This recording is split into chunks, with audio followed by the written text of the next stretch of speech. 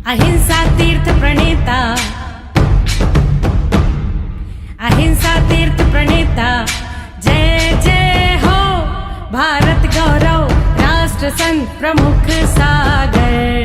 स्वर्णिम स्वर्ण जयंती का अवसर ये महान है, मिलकर हम मनाएंगे गुरुवर देश की शान है प्रमुख सागर। जय हो गुरुवर प्रमुख सागर, जय हो गुरुवर। सिद्धेभ्यः ओम नमः सिद्धेभ्यः मंगलम भगवान वीरो मंगलम गौतमो गणी मंगलम पुष्पदंत्याद्यो जैन धर्मोस्तु मंगलम। तुभ्यं नमस्त्र भुवनाथ हराय नाथ, तुभ्यं नमः क्षितितलामलभूषणाय, तुभ्यं नमस्त्र जगता परमेश्वराय, तुभ्यं नमो जिन्भवो दधिशोषणाय। पुष्पदंते को नित्य नमो, तजने को अज्ञान, दो आशीष गुरु मुझे पाऊँ में निर्वाण, पाऊँ में निर्वाण, पाऊँ में निर्वाण। बोलो देवादिदेव आदिनाथ भगवान की, भगवान महावीर स्वामी की, मूल नायक नेमिनाथ भगवान की, पार्श्वनाथ भगवान की, चंदा प्रभु भगवान की जय हो, बाहुबली गौंटेश्वर भगवान की जय हो, आचार्य शांति सागर जी महाराज की जय हो, आचार्य दादा गुरु विमल सागर जी महाराज की, तपस्वी सम्राट आचार्य सन्मति सागर जी महाराज की, वात्सल दिवाकर आचार्य भगवान गुरुदेव पुष्पदंत सागर जी महाराज की जय हो, विश्व धर्म की जय हो, पूजपा स्वामी आचार्य की जय हो, अहिंसा में परमो धर्म की जय हो। चलें, इष्टोपदेश ग्रंथ आपके हाथ में होना चाहिए, क्योंकि ये वो महाग्रंथ है जिसके माध्यम से हम अपने उन उलझे हुए रहस्यों से सुलझ सकते हैं जो हमने सुख में समझ रखा है कि इन चीज़ों से हमें सुख मिलेगा, और सुख वहाँ नहीं है। आचार्य पूजपा स्वामी इष्टोपदेश के मंगलाचरण में अपनी बात को मंगल में कह रहे हैं। पहले मंगलाचरण 1 नंबर श्लोक, यस्य स्वयं से भावाप्ते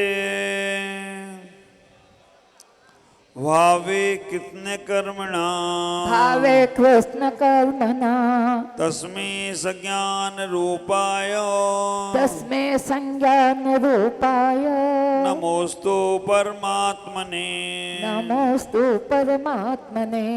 6वें नंबर का श्लोक। आज 6वें नंबर के श्लोक में पूजपा स्वामी क्या कह रहे हैं?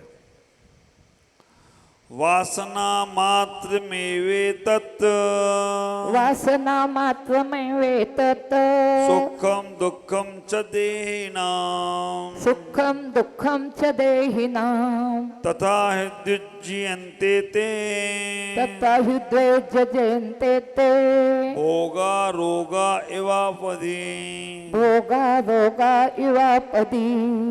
आचार्य यहाँ कह रहे हैं वासना मात्र में भी तत्, सुखम दुखम चा देहिनाम, तथा हृदयुज्यन्ते ते, भोगा रोगा इवापति।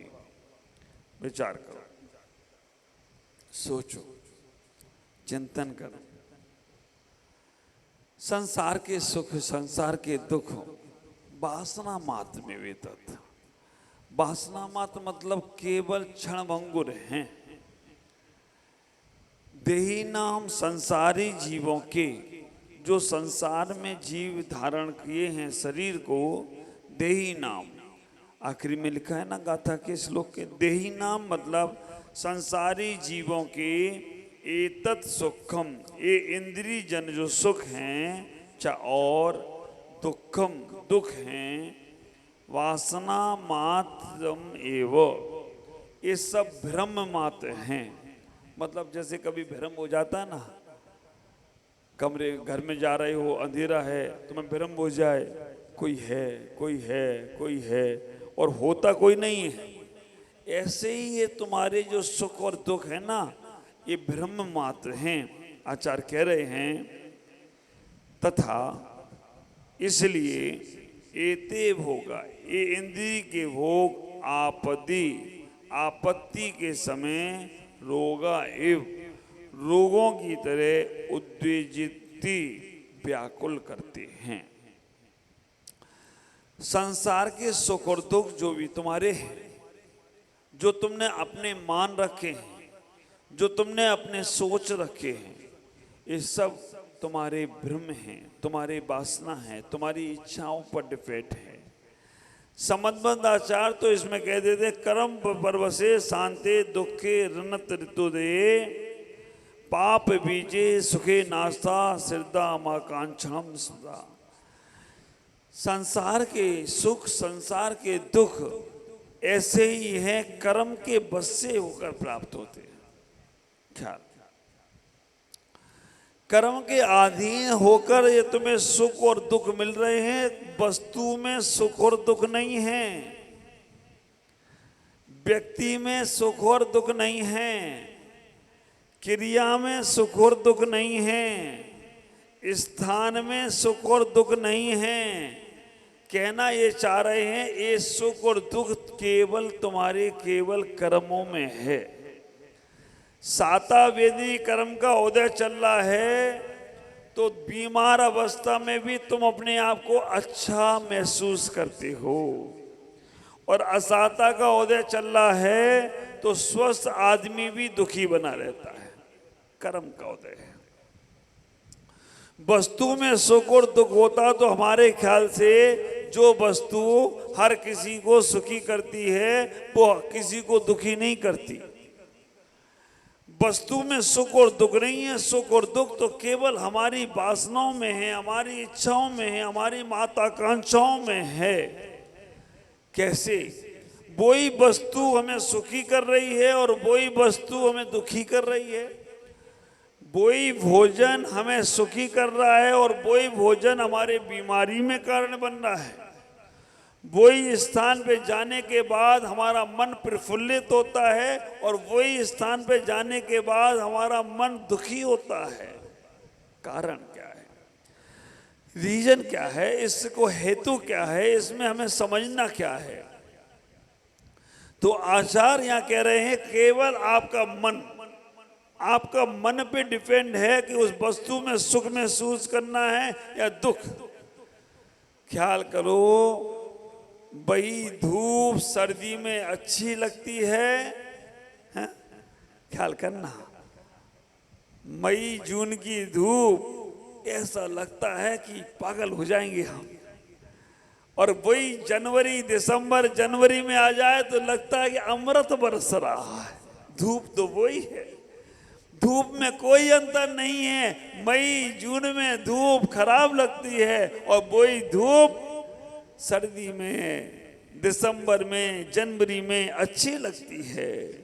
ख्याल करना, वही समुद्र की लहरें अच्छी लगती हैं।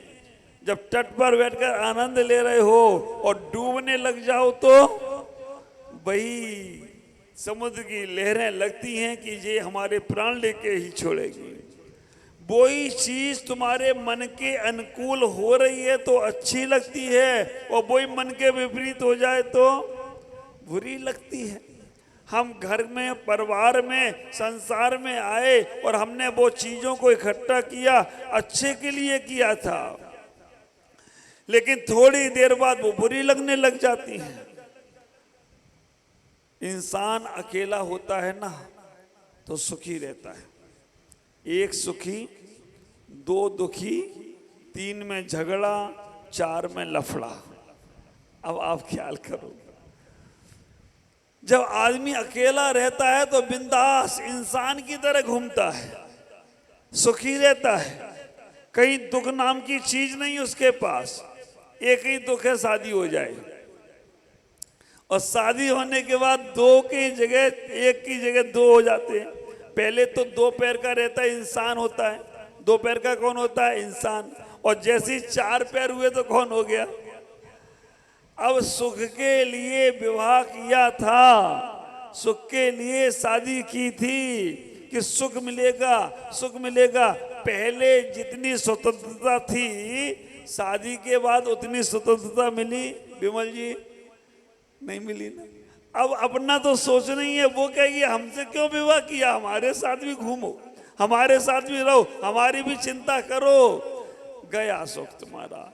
और 2 के बाद एक घर में और कोई तैयार हो गया, बेटा आ गया, पुत्र आ गया, पिता बन गए। अब आप विचार करके रखना, 2 पैर का इंसान होता है और 4 पैर का, सब समझते हो, जानवर होता है। अब एक और जन्म ले लिया, 6 पैर हो गए। 6 पैर की कौन? मक्खी होती है। और वो मक्खी दिन भर भिन्न भिन्न भिन्न भिन्न भिन्न भिन्न कर रही है। अब पति बोल रहा है इसको संभालती क्यों नहीं हो, जब देखो तब डिस्टर्ब कर रहा है। पत्नी बोल रही है मैं क्या संभालूं, तुम भी तो इसके पिता हो, तुम भी संभालो इसे। अब आप ख्याल करना, हमने तो 9 महीने संभाल लिया, अब तुम संभालो इसे। झगड़े शुरू हो गए, उसके लिए व्यवस्थाएं बनाने लग गए। सुख के लिए हमने क्या क्या नहीं किया। और एक बेटा अकेला क्या करेगा, एक बेटी और हो जाए। 8 पैर हो गई। 8 पैर का कौन? 8 पैर की मकड़ी। और मकड़ी खुद भी जाला बनाती रहती है और उसी में उलझी रहती है। मैं कई लोगों को जानता हूं, मेरे पास आते हैं, बोलते हैं महाराज शादी के पहले मिल जाते ना आप तो हम निकल जाते, शादी के पहले आप मिल जाते तो हम निकल जाते। हमने कहा चलो तुम नहीं निकले, अपने बच्चों को निकाल दो। नहीं महाराज, जिस गड्ढे में हम गिरे हैं उसमें इनको गिरा के ही मानेंगे। आप विचार करके रखना, तुम नहीं निकले कम से कम बच्चों को निकाल दो। हमारी दशा मालूम कैसी है। एक सरदार जी गए घूमने के लिए बाहर विदेश में। सरदार जी कोई भी व्यक्ति लगा सकते हो, हमारे आचार्य की परिभाषा में चाचा चौधरी बाहर घूमने गए विदेश में। और विदेश में गए तो उन्हें कुछ शब्द समझ में नहीं आए, बात समझ में नहीं आई। तो वो जो ड्राइवर था उसने एक जोर से चांटा मारा। अब वो चाचा चौधरी को जब चांटा पड़ गया तो चाचा ने कहा मेरे परिवार के सामने मेरी इंसल्ट हो गई, ये मेरी बीवी और मेरे बच्चे क्या कहेंगे हमारे बारे में, घर जाके चिढ़ाएंगे हमको, बस पिट लिए, इतनी बड़ी इज्जत थी तुम्हारी खत्म। तो चाचा चौधरी बोले मुझे मारा सो मारा, मेरी बीवी को मारना मत, मैं देख लूंगा तेरे को। उसने एक बीवी को भी दिया जोर से। चाचा को थोड़ी शांति मिली। चाचा कहे मेरी बीवी को मारा तो मारा, मेरे बच्चों को हाथ मत लगाना। 2 उसने बच्चों में लगाए, दोनों बच्चे पिट गए चारों। उसने अब हिसाब बराबर, अब ये हमसे कुछ नहीं बोल सकते क्योंकि अब ये भी पिट गए। ख्याल करके रखना, अकेले में तो ये हमें चिढ़ाएंगे कि तुम पिट के आ गए, अब तो ये भी पिट गए, अब तो बराबर हिसाब हो गया। तो ख्याल करना, ये संसार की स्थिति में हमने देख लिया इतने झंझट हैं, फिर भी हम उन झंझटों से निकल नहीं पा रहे हैं। बालपने में ज्ञान न लहो, तरुण समय तरुण ही रत रहो, अर्ध मृतक सम बूढ़ापनो, कैसे रूप लखे आपनो। ख्याल इतना ही विचार करो, संसार में दुखी दुख हैं। हमने जितने सुख के साधन खोजे हैं, अगर उन सुख के साधनों में सुख होता तो हमारे ख्याल से हमारे तीर्थंकर भगवंतों के पास, संतों के पास कोई भी सामान की कमी नहीं थी। हमारे पास इतना वैभव नहीं होगा जितना वैभव हमारे भगवंतों के पास रहा, हमारे संतों के पास गृहस्थ अवस्थाओं में रहा। सब कुछ तो था, लेकिन हम ऐसे ही सोचते हैं कि हम एक कार्य करेंगे तो हमें सुख मिलेगा, इसमें सुख मिलेगा, उसमें सुख मिलेगा, लेकिन सब में सुख नहीं है। सुख केवल और केवल आपके पास है। संसार के सुख तो वासना मात्र निवेदित। एक सुख प्राप्त होता है, उसके बाद दूसरे सुख की इच्छा हो जाती है।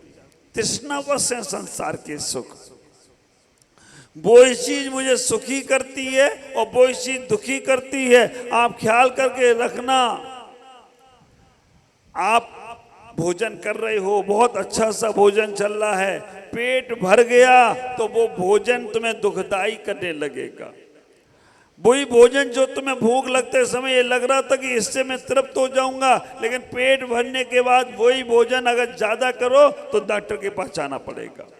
दवा दवा के खाओ और दवा खाना जाओ। हम वही चीजों को समझने का प्रयास करें। जिन बच्चों को सुख के लिए जन्म दिया था वो बच्चे विपरीत हो जाए ना तो वही बच्चे हमें दुख देना प्रारंभ कर देते हैं। जिस शरीर को हमने सुख के लिए हमने हष्ट पुष्ट किया था वही शरीर बीमार पड़ जाए तो हम दुख में प्रतीत हो जाते हैं। ख्याल करें, हम उन चीजों को समझने का प्रयास करें। सुख के लिए हमने गाड़ी खरीदी थी, सुख के लिए गाड़ी खरीदी थी और बीच जंगल में गाड़ी का पेट्रोल खत्म, आगे पीछे कुछ नहीं दिख रहा है। आप ख्याल करो, आगे पीछे कुछ नहीं, उधर से शेर की दहाड़ने की आवाज, हाथी सामने से चला आ रहा है, अकेले गाड़ी ड्राइव कर रहे हो। अब तुम्हारे लगता है कि अब बचे या नहीं बचे, अब बचे या नहीं बचे, वही गाड़ी तुम्हारे लिए दुख में कारण हो जाती है। एक्सीडेंट हो जाए तो वही दुख में कारण हो जाती है। क्यों? क्योंकि सुख के लिए लिया था।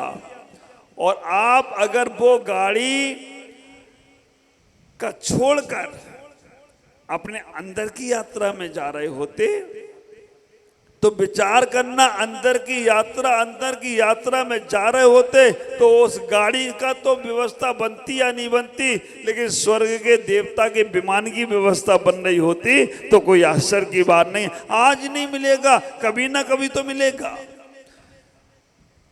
अष्टपहड़ में आचार्य कुंद स्वामी कह देते हैं, जो संत, जो श्रावक हमेशा के लिए वाहन का त्याग कर देते हैं, जो कभी गाड़ियों में घोड़ों में नहीं बैठते हैं, उनके लिए देवता विमान लेकर आकर उनकी व्यवस्था बनाया करते हैं। पंचम काले नहीं आएंगे लेकिन उनकी व्यवस्था बनेगी।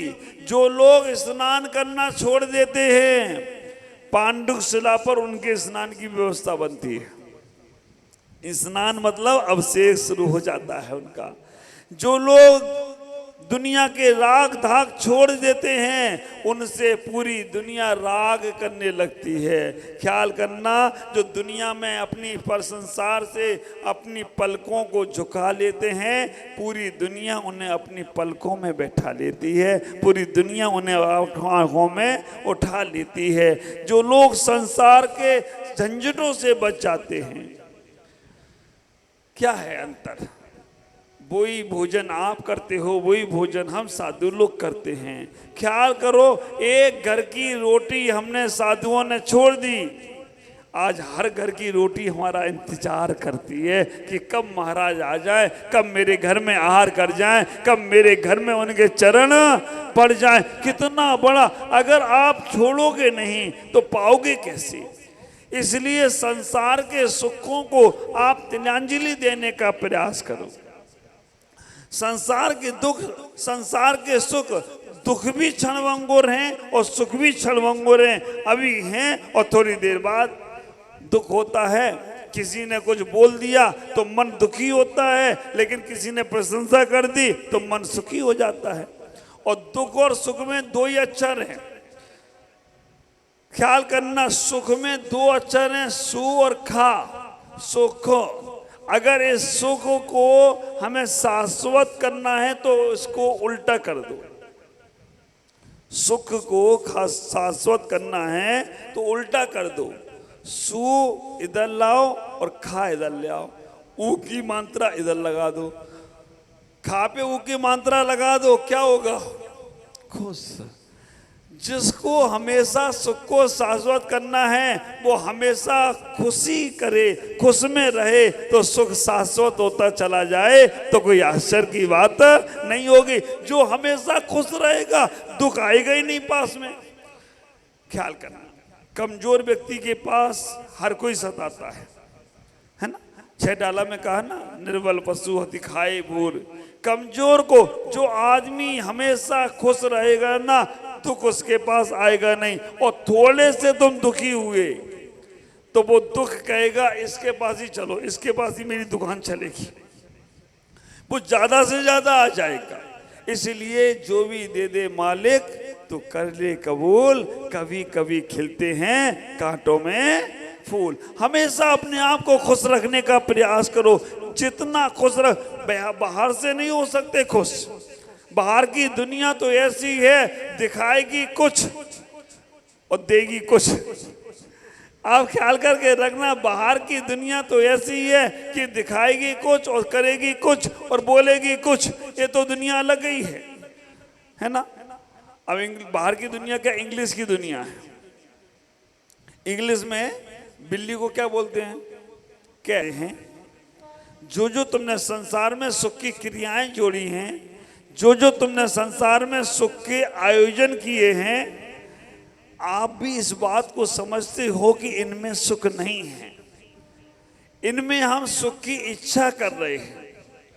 और मुझे तो इतना भी मालूम है कि अगर कहीं कोई बात तुमसे कह दे और उसमें तुम बहुत आनंद में दूध ही पी रहे हो, और कोई तुमसे कोई ऐसी बात कह दे जो तुम्हारे मन को खल जाए, तो दूध में मन नहीं लगता है, बार बार ये लगता है कि इसने ऐसा क्यों बोला, इसने ऐसा क्यों बोला, इसने ऐसा क्यों बोला। वो दूध तुम्हारा फीका हो जाता है। तो ये संसार है, ये संसार में हमेशा हम दूसरों पे डिपेंड होकर जी रहे हैं, अपने आप को देखने का प्रयास ही नहीं कर रहे हैं, अपने आप को देखने समझने का प्रयास ही नहीं कर रहे हैं। और जब तक हम अपने आप को नहीं समझेंगे तब तक सांसारिक सुख हमें कुछ भी देने वाले नहीं हैं। तथा हृदय जयंते भोगा रोगा एवं पदी। आप ख्याल करो, वही सुख एक में, वही हमारे संसार की व्यवस्था, वही हमारे शरीर की व्यवस्था, वही हमारे शरीर की क्रिया एक मिनट में हमें बीमार कर देती है। पंखा और एसी बहुत अच्छा लगता है, सर्दी में चलाकर देख लो तो पता चल जाता है, वो बीमार भी कर देता है। आइसक्रीम अच्छी लगती है, लेकिन सर्दी जुकाम हो रहा हो खा के देख लो तो वही आइसक्रीम तुम्हें पता चल जाएगी। हमारे आचार्य भगवान एक उदाहरण सुनाते हैं। एक व्यक्ति कहीं किसी के यहाँ रिश्तेदारी में गया, मेहमान बन के गया तो उसने बहुत खातिरदारी करी। उसने अच्छा एसी रूम दिया, अच्छे ठंडे कोकोला थम्स अप दिए, अच्छी व्यवस्था, भोजन की व्यवस्था दी, बहुत खातिरदारी दी। उन्होंने कहा कि कभी मेरे यहाँ भी पधारो, हमें भी कभी खातिरदारी का मौका दो, हमें भी कभी अपनी सेवा का मौका दो। उन्होंने ठीक है हम आएंगे। तो वो जब वहाँ पहुँचा तो उन्होंने कहा इन्होंने हमारे की इतनी खातिरदारी की थी, इनकी इससे ज़्यादा करना है। उन्होंने कहा इनने हमको एक एसी वाले कमरे में रुकाया था, हम इनको 2 एसी वाले कमरे में रुकाएंगे। इनने हमें थोड़ा ठंडा पिलवाया था, हम इनको ज़्यादा ठंडा पिलवाएंगे। सारी व्यवस्था की, और वो आदमी जो इसकी व्यवस्था को देखकर बीमार पड़ गया। क्यों? अंतर क्या हुआ? अंतर ये हुआ कि वो जो मेहमान आया था वो गर्मी में आया था और ये गया सर्दी में। हाँ? वो आया था गर्मी में और ये गया सर्दी में। सारी की सारी विक्रिया, सारी की सारी प्रक्रिया उसकी गलत हो गई। तो हमने सोचा था कि हम ऐसा देखेंगे, ऐसा करेंगे, लेकिन वो विपरीत हो गया। तो विपरीत होते ही सब कुछ खत्म हो गया। इसलिए विपरीतता में नहीं जाना। इसलिए कह दिया गया कि जिनमें तुम सुख सोच रहे हो, पर हम 6 डाला में पढ़ते हैं ना, मैं सुखी दुखी में रंग के राव, मेरे धन ग्रह गोधन प्रभाव, मेरे सुत दे में सबल दीन, बेरूप सुभग मूरख फिरवीन।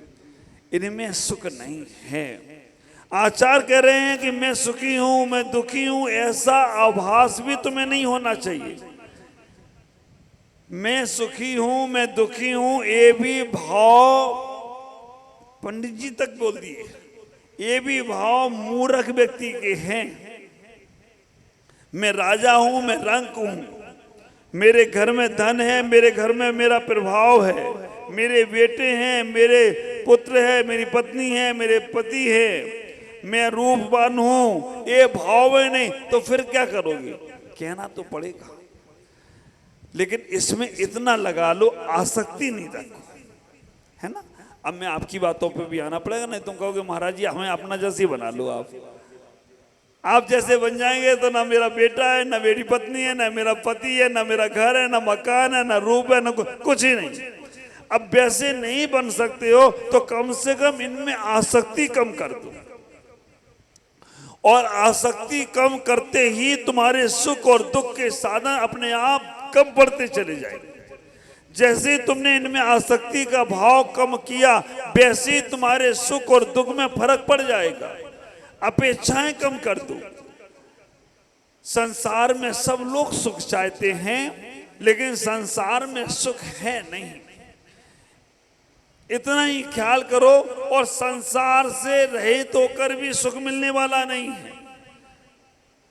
कीचड़ में ही कमल खिलेगा, ये बात का भी सबको ख्याल रखना है। जब भी कमल खिलेगा तो भी कीचड़ में ही खिलेगा, कभी संगमरमर के पत्थर पे नहीं खिलेगा। बैराग जब भी होगा तो संसार की अवस्थाओं में ही बैराग होने वाला है। हम सोचे कि हम संसार से हट जाएंगे तब बैरागी नहीं, लेकिन हम नहीं लगा पाते। हम तो वर्तमान को देखकर जीते हैं। वर्तमान में हमें अच्छा मिल रहा है, वर्तमान में मुझे अच्छा लग रहा है, बस करते रहो। भविष्य किसने देखा? ख्याल करना, हमें वर्तमान के क्षण को देखते चलना जाना चाहिए, लेकिन एक बात का हमेशा ख्याल रखना चाहिए, वर्तमान के अच्छे समय को बनाना है, लेकिन उस वर्तमान के अच्छे समय को दुख रूप नहीं बनाना है। भविष्य में हमें दुख प्राप्त ना हो, इसके लिए हमें उस सुख को, उस जीवन को व्यवस्थित बनाने का प्रयास करो। आचार्य ने हम साधुओं के लिए कहा कि आहार ग्रहण करने के लिए जाओ तो भ्रमण वृत्ति से आहार करना, भौरे की तरह आहार करना। क्यों? भौरा जैसे ऊपर ऊपर से फूल का रस लेता है, वैसे ही तुम जाना, आसक्ति नहीं रखना। अगर आसक्ति रखोगे तो आप विचार करना, वो भोजन तुम्हारे दुख में, तुम्हारे पाप में कारण होगा। और तो और उदाहरण एक और दे दिया, आचार्यों ने कह दिया कि जैसे गाड़ी चलाने वाला गाड़ी के पहिए में गैसोलीन ग्रीस लगाता है, तेल डालता है, उससे वो गाड़ी चलती रहती है। कभी भी उस गाड़ी को चलाने के लिए पहिए में घी नहीं लगाते, ग्रीस ही लगाएंगे, तेल लगाएंगे। और जो थोड़े से और कमजोर हो तो वो डामर लगा देंगे पिघला के, लेकिन घी नहीं लगाएंगे। तो उन्होंने कहा इस शरीर को चलाने के लिए ऐसा ही बनाओ कि जिससे गड्ढा भर जाए और तुम्हारी गाड़ी चल जाए। ऐसा अपने जीवन में बनाने का प्रयास करो, उससे बचने का प्रयास करो। हम जो और इच्छाओं में जी रहे हैं, और मैं आपसे कहूँगा हमारे दुख को बहुत अच्छा लगता है, और मन खराब हो तो मंदिर में भी उनको अच्छा नहीं लगता है। ये ख्याल करना, हमेशा मन अच्छा होता है तो साधना करने के बाद आनंद बरसता है, और मन खराब हो तो साधना करने का मन ही नहीं होता है। सारा सुख दुख कहाँ पे डिपेंड है? मन पर।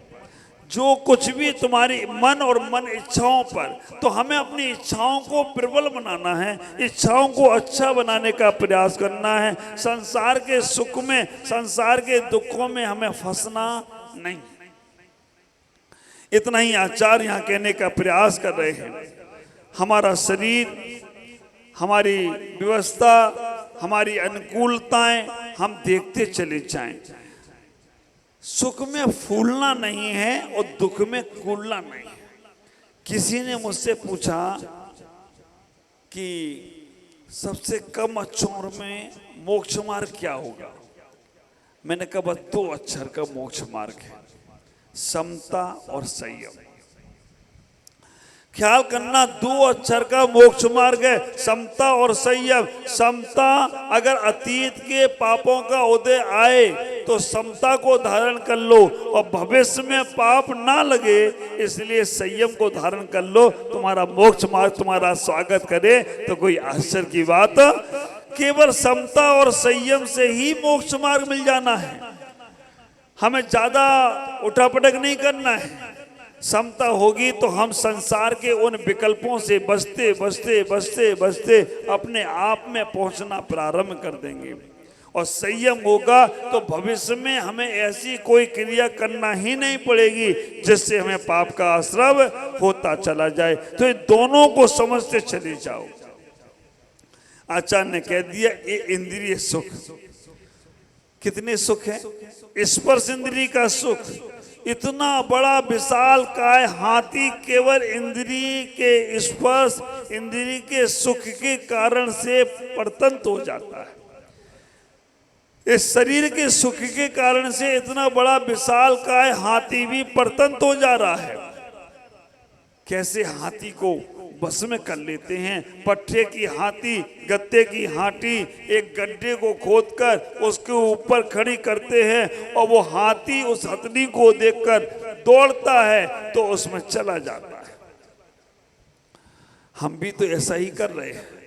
शरीर के सुख के लिए हम और आत्मिक सुख को छोड़कर शरीर के सुखों में चले जाते हैं और जैसे ही शरीर के सुखों में गए आत्मिक सुख हमसे दूर चला जाता है, क्योंकि फिर हमें बाहर की वस्तु ही अच्छी लगने लगती है। स्पर्श इंद्रिय के कारण से हाथी दुखी हुआ, रसना इंद्रिय कारण से मछली। ख्याल करना, ये रसना इंद्रिय है ना, इसके दो ही काम, चखना और बकना। अच्छा अच्छा चखती है और खराब खराब बकती है। अच्छा अच्छा खाने को चाहिए और बोलने के लिए गलत। तो ये रसना इंद्रिय के कारण से भी आदमी दुखी है। और मैं कहना चाहता हूँ बहुत से लोग केवल अपनी बोल चाल से ही दुखी हैं, बाकी का सब कुछ अच्छा है, लेकिन जब भी वो बोलते हैं ऐसा बोल देते हैं कि वो सामने वाले को चुभ जाता है। एक बड़ा प्यारा सा उदाहरण दे रहा हूं, नारायण श्री कृष्ण का है। राधा ने पूछा नारायण श्री कृष्ण से, एक बात बताओ, मैं तुम्हें इतना चाहती हूं फिर भी तुम बांसुरी के अपने पास में रखते हो और हमें हमेशा अपने साथ में नहीं रखते हो। जब देखो तुम बांसुरी को अपने पास में रखते हो, हमें दूर भी कर देते हो। राधा ने पूछा बांसुरी में और हम में क्या अंतर है? बांसुरी में और हम में क्या अंतर है?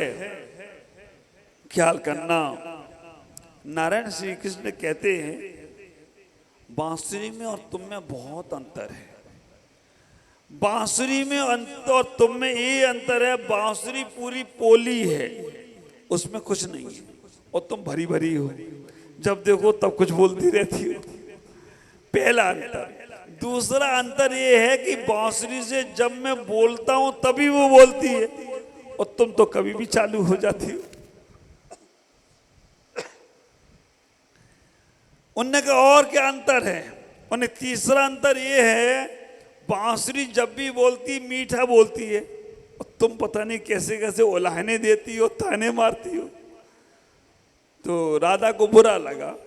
राधा ने पूछा अच्छा एक बात और बता दो मुझे कि मैं तुम्हारे जीवन में, जिंदगी में तुम्हारे कहाँ कहाँ पर रहती हूँ? नारायण श्री कृष्ण कहते हैं तुम मेरे रोम रोम में हो, हृदय में हो, दिल में हो, दिमाग में हो, हर जगह तुम हो। तो राधा ने पूछा कोई ऐसी जगह भी है जहां मैं नहीं हूं? हाँ, मेरी किस्मत में नहीं हो और सब जगह हो। आप विचार करके रखना, तो मेरी किस्मत में नहीं हो और हर जगह ही हो। तो बांसुरी भी जब बोले तभी बोलती है, तो हमारा मुख भी जब चाहे तब अदबा तदबा बोलने के लिए मुख को हम लॉक कर दें तो हम वो दुख से बचेंगे जो हमारी रसना इंद्रिय का दुख है। कितना अच्छा अच्छा खाने को मांगते हो और वो अच्छा खाने से तुम्हें अगर सुख मिलता होता तो ख्याल करना वो ही चीज़ें तुम्हारे को अच्छी, जब स्वास्थ्य ठीक रहता है, हमारे आचार्यों ने भी कह दिया अगर तुम्हारे को सर्दी जुकाम है और आप दही खा रहे हो तो वो दही अभक्ष है। और जब तुम्हारे को गर्मी आदि लग रही है स्वस्थ है तो वो दही भी भक्ष हो जाता है। वो चीज स्वस्थ शरीर में सेवन की जाए तो भक्ष होती है और वो चीज अभक्ष हो जाती है। वासनाएं, रसना इंद्री से बचो। तीसरा स्पर्श रसना घ्राण। एक घ्राण इंद्री के कारण से भी आदमी दुखी है। तुमने घ्राण इंद्री की व्यवस्था बनाने के लिए खुशबू की व्यवस्था करी, अच्छी व्यवस्था करी, सुगंधित वातावरण बनाया, लेकिन वो सुगंधित वातावरण बनाते बनाते भी अगर आपको सर्दी जुकाम हो जाए तो मालूम ही नहीं पड़ती खुशबू कौन सी आ रही है, आती नहीं है, खुशबू ही नहीं आ रही है। ख्याल करना। चौथे नंबर पे कह दिया चक्षु इंद्री। चक्षु इंद्री के लिए तुम कितना करते हो, अच्छी अच्छी चीजें देखना चाहते हो, अच्छा अच्छा करना चाहते हो, लेकिन वो चक्षु इंद्री की सार्थकता नहीं है। चक्षु इंद्री के लिए हमें इतना ही विचार करना है, हम परमात्मा का दर्शन करने का विचार करें। हमने संसार की गलत गलत चीज़ों को देखा और मैं आपसे कहना चाहूँगा अगर आपको अपना समय अच्छा व्यतीत करना है तो बुराइयाँ देखना बंद कर दो। जो लोग बुराइयाँ देखते हैं, जिसके अंदर बुराइयाँ होती हैं वो तो सुधर जाता है और तर जाता है, लेकिन देखने वाले के मन में धारणा बन जाती है जब वो ऐसा कर सकते तो हम क्यों नहीं कर सकते, वो भी करने लगता है।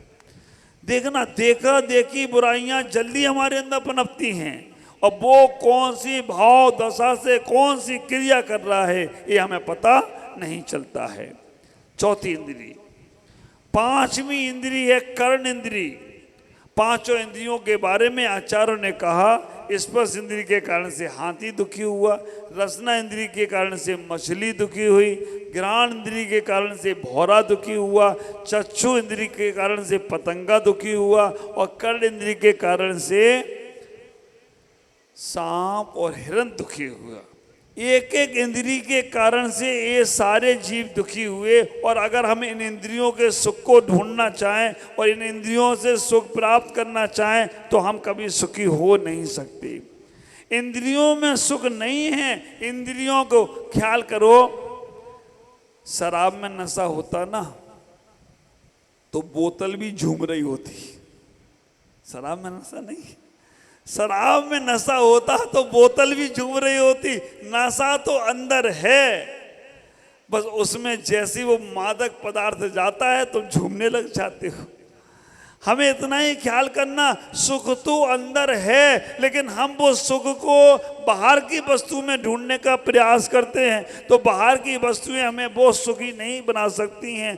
बाहर की वस्तुएं तो हमें उतना ही क्षणभंगुर सुख देंगी, अभी सुख दिया थोड़ी देर में दुखी कर देंगी, लेकिन एक बार आंतरिक सुख, मैं हमेशा कहता हूं बाहर की दुनिया तुम्हें लखपति बना सकती है, करोड़पति बना सकती है, अरबपति बना सकती है, खरबपति बना सकती है, लेकिन एक बार अंदर का सुख प्राप्त कर लिया तो तुम अनंतपति भी बन जाओ, अनंत सुख को पा जाओ तो कोई आश्चर्य की बात नहीं होगी। अनंत सुख को पा सकते हो एक बार अंदर के सुख। अब वो मिलेगा कैसे, मिलेगा कैसे, समय होने जा रहा है, मिलेगा कैसे? वो मिलेगा जो तुम्हारे लिए उपयोगी वस्तु नहीं है वो आए, उसे छोड़ दो। जो तुम्हारे लिए जरूरत नहीं है उसे छोड़ दो, जो तुम्हें चाहिए नहीं उसे छोड़ दो। अभी होता क्या है, महिलाओं की आदत होती है कोई चीज पड़ी हो ना संभाल कर रख दो, आज नहीं कल काम में आएगी, है ना। पुराने फटे कपड़े रख दो, होली को काम में आएंगे। अब बाहरी तुम्हारी बुद्धि, होली पे भैया नए पहन लेना, पुराने पहने जाएंगे क्या? तो हम सुख को अंदर को चाह रहे हैं तो हम इतना विचार बना लें बाहर की वस्तुएं जो हमारी उपयोगी नहीं है उन्हें छोड़ते जाएं। बाहर में जहाँ सुख दिख रहा है वहाँ सुख नहीं है ऐसा महसूस करें और छोड़ते जाएंगे तो अंदर की व्यवस्था बनेगी। और जब तक तुम बाहर की वस्तुओं में लगे रहोगे तब तक अंदर का सुख मिलेगा नहीं। फोन दुनिया से जोड़ता है और मौन अपने आप से जोड़ता है। फोन में लगे रहो तो बाहर जुड़ेगा, और मौन में चले जाओ तो अंदर में जुड़ जाओगे, कल्याण होता चला जाएगा। 9:20 हो गए, 40 मिनट का समय मैंने आपका लिया है। मैं आपसे कहूँगा ये 40 मिनट के समय को इतना ही सार्थक करना। बाहर की वस्तुओं में सुख खोजना बंद कर दो। अब कर्तव्य का पालन करना पड़ेगा, बाहर व्यवहार की जिंदगी जीना पड़ेगी, व्यवहार की दुनिया देखना पड़ेगी, लेकिन इन सब में नहीं है वो आनंद जो अपने अंदर में है। उन सब से समय निकालकर अपने आप में जाने का प्रयास करें, तभी तुम्हारे जीवन की सार्थकता होगी। ओम नमः, जय गुरुदेव।